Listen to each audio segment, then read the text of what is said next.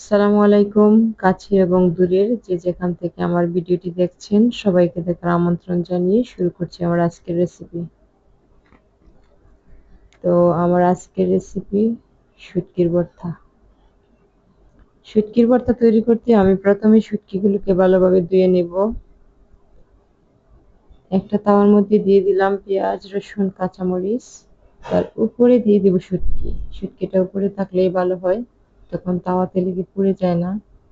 শুটকিটা পুড়ে গেলে ভর্তার মধ্যে একটু তিতা তিতা ভাব চলে আসে। দিয়ে দিচ্ছি পরিমাণ মতো লবণ, একটুখানি রান্নার তেল।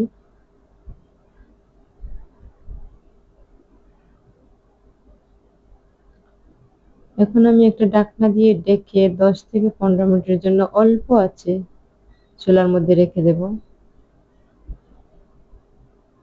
ভর্তাটাকে আমি শিলপাটায় বেটে নেব। আপনারা চাইলে এটাকে ব্লেন্ডার দিয়েও করতে পারেন।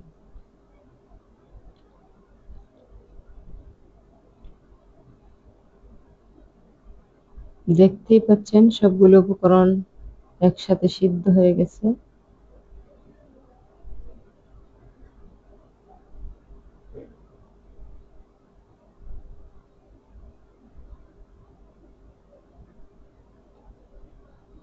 এখন আমি এটাকে ভালোভাবে বেটে নেব।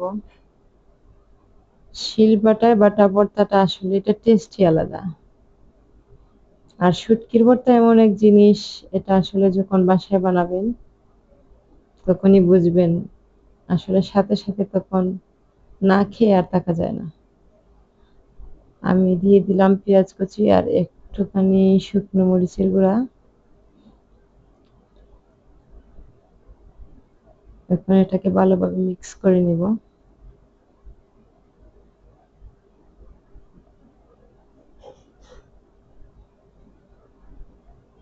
শেষ, রেডি আমার শুটকির ভর্তা। আজ এ পর্যন্তই। সবাই ভালো থাকবেন, সুস্থ থাকবেন। আল্লাহ হাফেজ।